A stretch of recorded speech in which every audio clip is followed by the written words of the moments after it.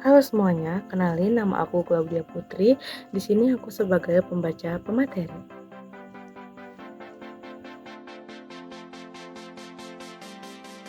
Halo semua, nama saya Dea, saya sebagai narasumber. Hai semua, saya Dea Jupiter. Di sini saya sebagai reporter. Halo, nama saya Nasma Nadia. Di sini saya sebagai presenter. Halo semua, nama saya Muhammad Yusuf Fatami dan di sini saya sebagai presenter. Coba nih kalian perhatiin di lingkungan sekitar kalian. Mungkin ayah kalian deh, apakah ayah kalian ini masih membaca koran di pagi hari sambil meminum kopi hangat dan pisang goreng? Tuh. Untuk saat ini kita pasti kayak jarang gitu ya ngeliat orang. Mungkin ada, tapi jarang melihat orang itu membaca koran di pagi hari atau di koran di berbagai waktu gitu. Karena kan sekarang ya zaman udah modern, terus teknologi juga udah semakin canggih. Nah, alhasil di mana rata-rata ini sudah menggunakan koran digital atau web portal berita. Tapi bicara soal koran, tahu nggak sih kalian bahwa di dalam koran atau portal berita itu kadang ada bagian editorialnya loh. Nah, teks editorial ini tuh umumnya memang ada dalam sebuah koran. Tapi kalian tahu nggak sih apa yang dimaksud dengan teks editorial? Nah, pengertian teks editorial adalah artikel pokok dalam suatu kabar yang merupakan pandangan redaksi terhadap suatu peristiwa yang menjadi sorotannya. Terus juga suatu peristiwa ini tuh bermacam-macam. Misalkan peristiwa bidang ekonomi, peristiwa bidang politik, peristiwa bidang pendidikan, dan peristiwa-peristiwa lainnya. Tapi kalian tahu nggak sih redaksi itu apa? Nah, jadi redaksi itu merupakan badan yang menyusun tulisan dalam surat kabar tersebut, atau redaksi ini bisa disebut sebagai penerbit berita dalam sebuah media massa. Nah, terus redaksi ini juga kayak apa sih? Redaksi ini tuh kayak nggak hanya membuat, tapi dia kayak mengedit juga, terus dia menganalisis, terus dia kayak mengembangkan suatu berita tersebut. Terus tapi nih perlu kalian ingat juga bahwa teks editorial itu berbeda dengan opini, karena di dalam teks editorial ini berisi pendapat pribadi redaksi, bukan pendapat si penulis teks tersebut ya. Terus fungsi teks editorial itu apa? Nah, fungsi teks editorial itu untuk mempengaruhi atau meyakini pembaca.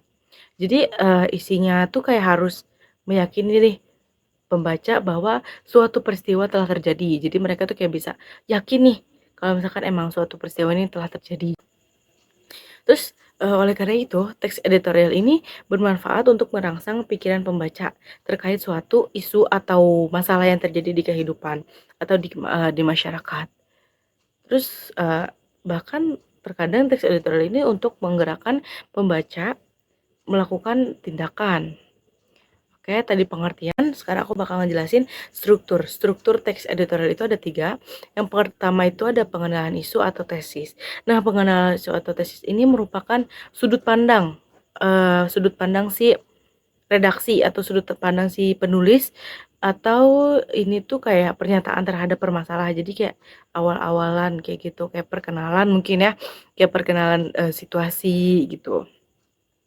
Jadi kayak perkenalan permasalahan yang akan dibahas. Terus permasalahan ini nanti akan dikuatkan dengan argumen. Oke, struktur teks editorial yang kedua yaitu argumen. Argumen atau penyampaian argumen ini kayak berisikan alasan atau bukti yang kuat untuk digunakan untuk memperkuat pernyataan tesis. Jadi argumen ini itu di apa ya?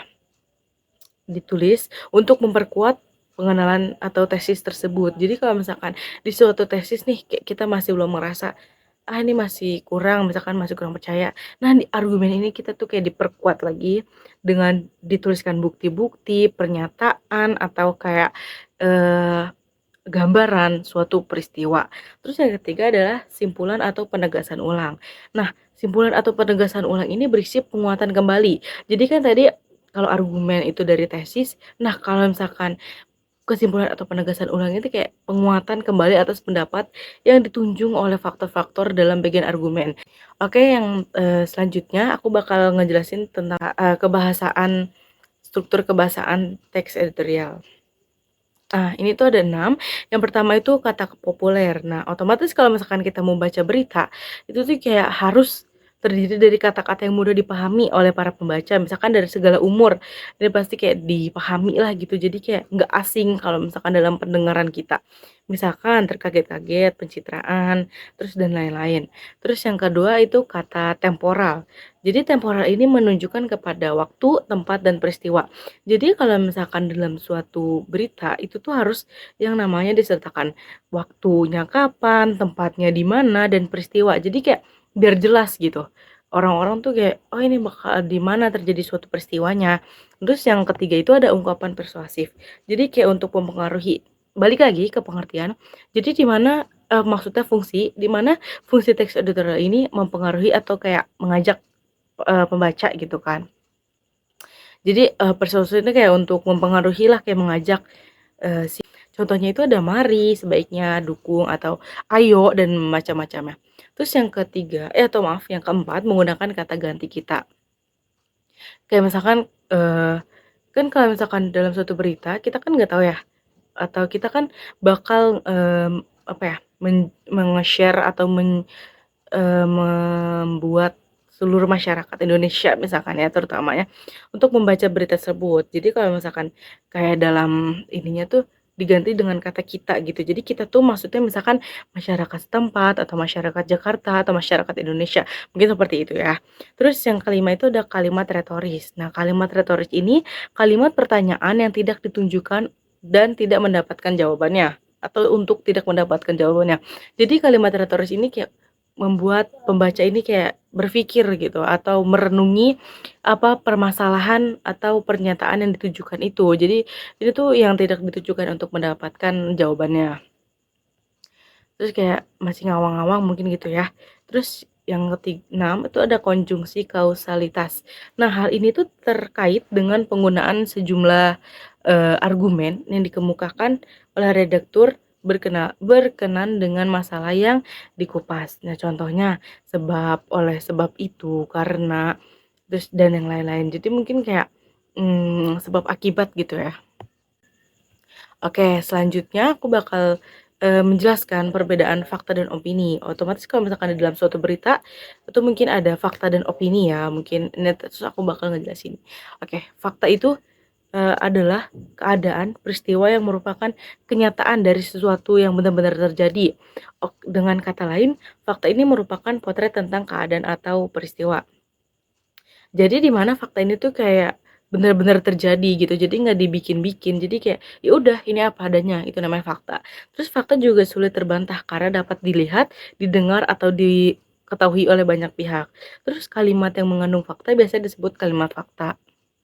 Nah, sedangkan kalau opini, opini ini kayak, pandangan redaksi atau redaksi untuk mendukung pandangan atau sikapnya terhadap peristiwa yang sedang dibahas. Jadi kayak, redaksi ini mengeluarkan seperti pendapat untuk mendukung, pandangannya atau sikapnya terhadap peristiwa yang sedang dibahas. Tapi jika fakta tidak terbantahkan, opini itu bisa terbantahkan karena opini itu kayak hanya saran gitu ya. Opini itu seperti saran atau seperti, penilaian atau gitu ya, seperti itu. Nah, opini dalam teks editorial ini dapat berupa penilaian, kritik, prediksi, harapan, dan saran penyelesaian masalah. Oke, nanti aku bakal atau kelompok kita bakal melihat contoh dari teks editorial.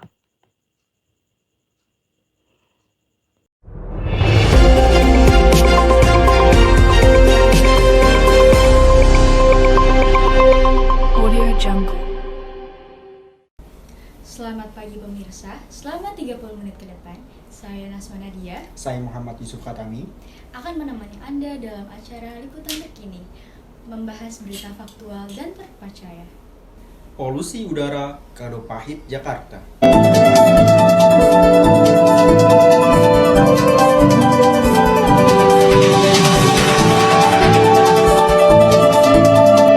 Polusi udara menjadi kado untuk DKI Jakarta yang kemarin genap berusia ke-496 tahun. Bagi kota yang sebentar lagi menginjak usia 5 abad, kado itu sungguh terasa getir, teramat pahit. Para penghuni berulah, alih-alih menjaga tempat tinggal mereka layak untuk dihuni bersama. Kamis kemarin, Udara di Jakarta masuk dalam kategori buruk atau tidak sehat. Berdasarkan situs AQAir, sejak pagi langit tidak cerah. Bahkan, warga yang berada di kawasan Mampang Perapatan, Jakarta Selatan, dipaksa untuk menikmati suasana berkabut akibat buruknya kualitas udara. Situasi kemarin tidak terlalu berbeda dengan 3 hari lalu, Senin pukul 13.30 waktu Indonesia Barat. Situs AQAir bahkan menempatkan Jakarta di posisi pertama sebagai kota dengan kualitas udara terburuk di dunia. AQA S152, tingkat konsentrasi PM2.5 pada level 57,6 mikrogram per MP3. AQA atau Air Quality Index ialah pengukuran konsentrasi polutan udara dalam polusi udara, ambien dan resiko kesehatan yang terkait. Nilai AQA yang baik untuk kesehatan ialah 0-50, sedangkan nilai AQA 51-100 masuk ke level kesehatan sedang. Dengan kualitas udara Jakarta masuk kategori tidak sehat, hal itu akan sangat berdampak bagi orang-orang sensitif dan rentan. Mereka akan mengalami situasi serius, bahkan bukan tidak mungkin sistem pernapasan dan jantung orang sehat mungkin terpengaruh. Jika menengok ke belakang, seminggu sebelum Jakarta berulang tahun, Kedutaan Besar Korea Selatan di Indonesia sudah mengeluarkan peringatan kepada warganya tentang kualitas udara di Jakarta yang memburuk. Kondisinya buruk sejak subuh hingga jam sibuk di pagi hari. Untuk mengetahui situasi terkini tentang keadaan di ibu kota Jakarta, kami telah terhubung dengan rekan kami, Diah Jovitasari. Kepada Diah Jovitasari, dipersilahkan. Baik, terima kasih kepada Yusuf. Bersama saya Diah Jovita di Jakarta. Beginilah pemandangan kota Jakarta saat ini. Setiap pagi saat cuaca cerah, justru pemandangan seperti ini yang saya lihat. Bukan langit biru, melainkan langit kelabu dengan pandar jingga berlapis kabut putih yang pekat. Tanpa menghirupnya pun kerongkongan ini sudah terasa tercekat. Disarankan untuk penduduk Jakarta dan sekitarnya menggunakan masker berspesifikasi K95, N95, dan KF94 untuk menyaring TM2,5 mikrometer yang ada di luar ruangan. Langit seperti ini tidak terjadi 1 atau 2 hari dalam sepekan di Jakarta. Kamis 24 Agustus 2023 pukul 6.30 pagi, langit Jakarta yang saya lihat seperti ini.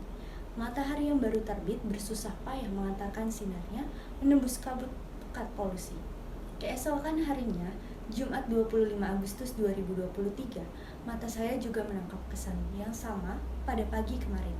Jika dibandingkan pada kedua hari tersebut, tingkat polusi yang tercatat pada beberapa aplikasi pemantau kualitas udara sungguh mengkhawatirkan. Warna merah menjadi indikasi kualitas udara yang tidak sehat. Keesokan harinya, Sabtu 26 Agustus 2023, pukul 12 siang, kualitas udara Jakarta sama sekali tidak membaik. Begitu juga pada hari berikutnya, Minggu 27 Agustus 2023, pukul 12.30 siang, langit Jakarta masih abu-abu dengan kabut pekat menyelimuti udara. Tidak hanya di pusat kota Jakarta, tapi juga di beberapa wilayah dan kota satelit seperti Tangerang Selatan, Depok, bahkan Bogor.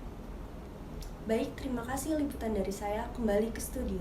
Baik, terima kasih Dia Jovita atas laporan yang telah disampaikan. Selanjutnya kita akan membahas kabar yang beredar mengenai penyebab utama polusi udara di Jakarta adalah pembangkit listrik tenaga uap. Apakah benar demikian? Saat ini kami telah terhubung dengan rekan kami, Dia Graciela. Bagaimana Dia Graciela? Kami persilahkan. Baik, terima kasih Naswa Nadia. Di sini saya Dea akan melaporkan Kementerian Lingkungan Hidup dan Kehutanan mengungkapkan penyumbang terbesar polusi udara akut di DKI Jakarta bukan pembangkit listrik tenaga uap. Ternyata fakta berkata lain. Penyebab utama polusi udara di ibu kota berasal dari kendaraan bermotor.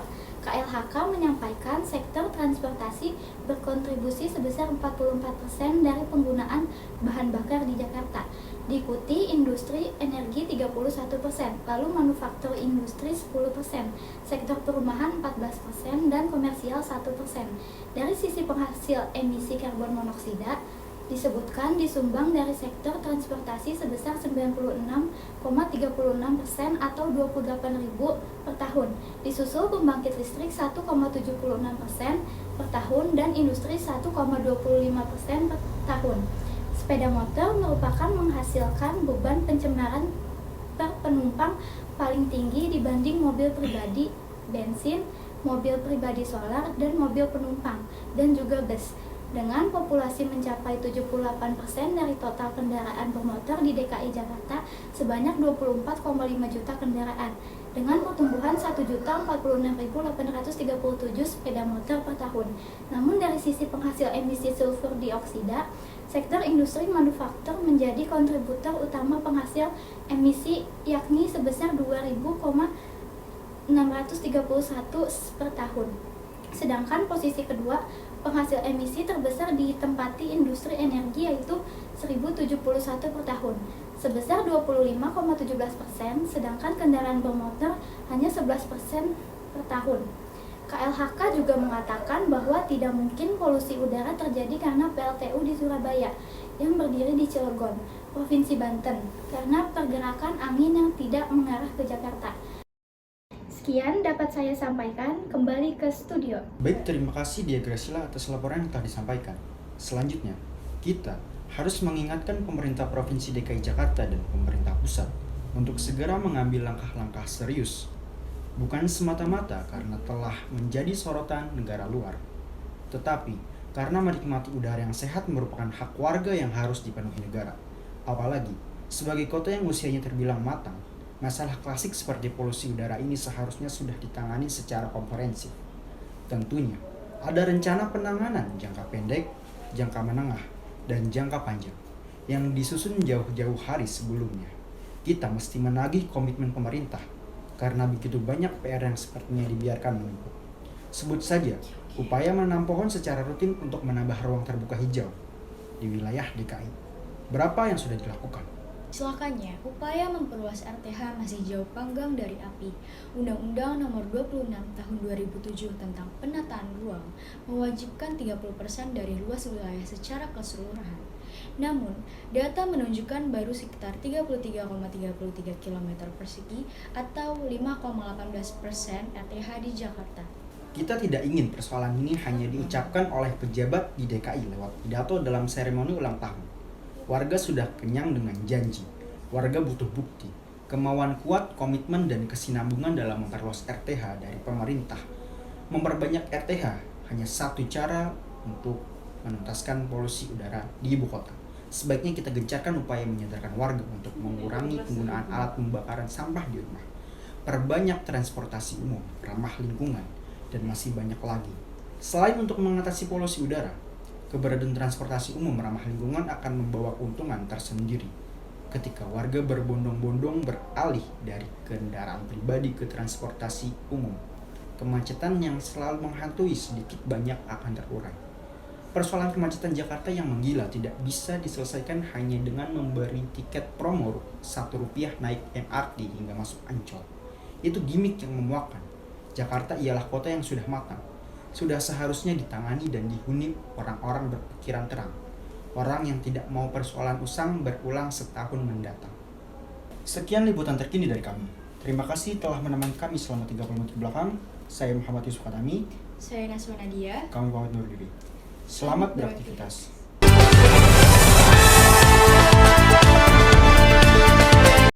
Oke guys, jadi di sini aku bakal menganalisis struktur dari teks editorial dari contoh berita yang berjudul Polusi Udara Kadopahit Jakarta. Nah, di dalam struktur itu yang pertama ada pengenalan isu. Nah, di dalam pengenalan isu teks editorial tersebut adalah permasalahan polusi udara yang melanda Jakarta tepat di hari ulang tahun Jakarta yang ke-496 tahun. Lalu buktinya yang diperkuat ini adalah polusi udara ini menjadi kado untuk DKI Jakarta yang kemarin genap berusia 496 tahun pada Kamis tanggal 22 bulan 6. Kemarin udara di Jakarta itu masuk ke kategori yang buruk dan tidak sehat. Lalu argumentasinya itu dalam teks editorial tersebut berisi alasan dan bukti yang memperkuat permasalahan seperti data penyumbang polusi, pernyataan dari kementerian, data dari IQ Air, serta pernyataan dari Kedutaan Besar Korea Selatan. Lalu buktinya itu adalah situs IQ Air menempatkan Jakarta di posisi pertama sebagai kota dengan kualitas udara terburuk di dunia. IQ US 1152, tingkat konsentrasi PM 2,5 pada level 57,6 mikro. Lalu Kedutaan Besar Korea Selatan di Indonesia juga mengeluarkan peringatan kepada warga negara tentang kualitas udara di Jakarta yang memburuk. Lalu Kementerian Lingkungan Hidup dan Kehutanan ini mengungkapkan sektor transportasi menyumbang 44% polusi, diikuti dengan industri 31%, lalu manufaktur industri itu 10%, lalu sektor perumahan itu 14%, lalu komersial ini 1%. Nah, untuk penegasan ulang teks editorial tersebut, yaitu berisi penguatan kembali atas pendapat pada argumentasi yang berupa peran yang harus dilakukan pemerintah untuk mengatasi polusi di Jakarta. Dan data hasil pekerjaan pemerintah ini mengatasi polusi udara juga belum terlaksanakan. Bukti UPATA memperluas RTH baru sekitar 33,33 km persegi atau 51,8%, padahal wajib itu 30%. Lalu kita ini tidak ingin persoalan ini hanya diucapkan pejabat DKI lewat pidato dalam seremoni ulang tahun, tapi ingin dikembangkan dengan benar. Oke, sekarang aku bakal ngejelasin atau bakal menganalisis dari kaidah teks editorial dari contoh yang tadi telah kita tampilkan ya. Nah, pertama itu kaidah kebahasaan teks editorial ada menggunakan kata ganti temporal. Nah, tadi kata ganti temporal itu kayak bersifat dengan berhubungan dengan waktu. Yang pertama itu pada teks yang Kamis tanggal 22 bulan 6 kemarin, pada udara di Jakarta masuk kategori buruk atau tidak sehat. Lalu yang kedua itu ada bahkan warga yang berada di kawasan Mampang Perapatan Jakarta Selatan dipaksa untuk menikmati suasana. Lalu yang ketiga ada situasi kemarin. Nah, itu tidak terlalu berbeda dengan 3 hari lalu. Terus Senin tanggal 19 bulan 6 pukul 13.30 WIB. Lalu ada yang keempat, jika menengok ke belakang seminggu sebelum Jakarta berulang tahun, Kedutaan Besar Korea Selatan di Indonesia sudah mengeluarkan peringatan kepada warganya. Lalu yang kelima itu ada kondisi buruk sejak subuh hingga sibuk di pagi hari. Itu termaksud contoh dari kata temporal. Lalu selanjutnya kaidah kebahasaan selanjutnya adalah menggunakan kata ilmiah atau kajian. Yang pertama itu ada AQI atau Air Quality Index, ialah pengukur konsentrasi. Lalu yang selanjutnya dari sisi penghasil emisi karbon monoksida atau CO terbesar. Lalu yang ketiga ada namun dari sisi penghasil emisi sulfur dioksida S02 sektor industri manufaktur. Lalu yang keempat itu adalah yang pada teks masalah klasik seperti polusi udara ini seharusnya sudah ditangani secara komprehensif. Nah, itu termasuk ke dalam kaidah kebahasaan kata ilmiah atau kajian. Lalu selanjutnya ada menggunakan kata populer, jadi kata-kata yang mudah dipahami, yaitu pada teks dengan kualitas udara Jakarta, hal itu akan sangat berdampak bagi orang-orang sensitif dan rentan. Lalu selanjutnya ada penyebab utama polusi udara di ibu kota berasal dari kendaraan bermotor. Lalu yang ketiga itu adalah menghasil beban pencemaran per penumpang paling tinggi dibanding mobil pribadi. Lalu yang terakhir itu ada selain itu mengatasi polusi udara. Nah, itu termasuk ke dalam kaidah kebahasaan kata populer. Lalu selanjutnya kaidah kebahasaan teks editorial itu menggunakan kata ganti kita. Nah, yang pertama itu ada kita harus mengingatkan pemerintah. Lalu yang kedua, kita mesti menagih komitmen pemerintah karena begitu banyak PR. Lalu yang selanjutnya, kita tidak ingin mempersoalan ini hanya diucapkan oleh pejabat. Lalu ada menggunakan konjungsi kausalitas. Yang pertama itu dipaksa untuk menikmati suasana berkabut akibat buruknya kualitas udara.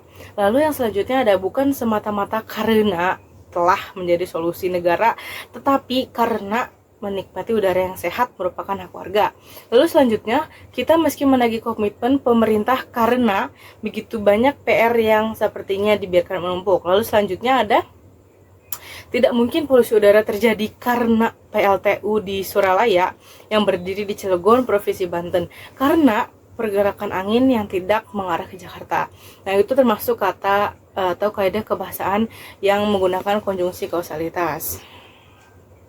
Lalu selanjutnya adalah menggunakan kalimat persuasif. Yang pertama, sebaiknya kita gencarkan upaya menyadarkan warga untuk mengurangi penggunaan. Lalu selanjutnya kita harus mengingatkan pemerintah Provinsi DKI Jakarta dan pemerintah pusat. Lalu selanjutnya kita mesti menagih komitmen pemerintah karena begitu banyak PR yang sepertinya dibiarkan menumpuk. Lalu selanjutnya kita tidak ingin persoalan ini hanya diucapkan oleh pejabat DKI lewat pidato dalam seremoni ulang tahun. Nah, itu termasuk kaidah kebahasaan yang menggunakan kalimat persuasif.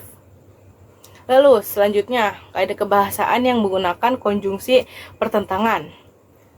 Bukan semata-mata karena telah menjadi sorotan negara luar, tetapi karena menikmati udara yang sehat. Lalu selanjutnya ada menggunakan kalimat retoris. Sebut saja upaya menanaman pohon secara rutin untuk menambah ruang terbuka hijau RTH di wilayah DKI. Apa yang sudah dilakukan?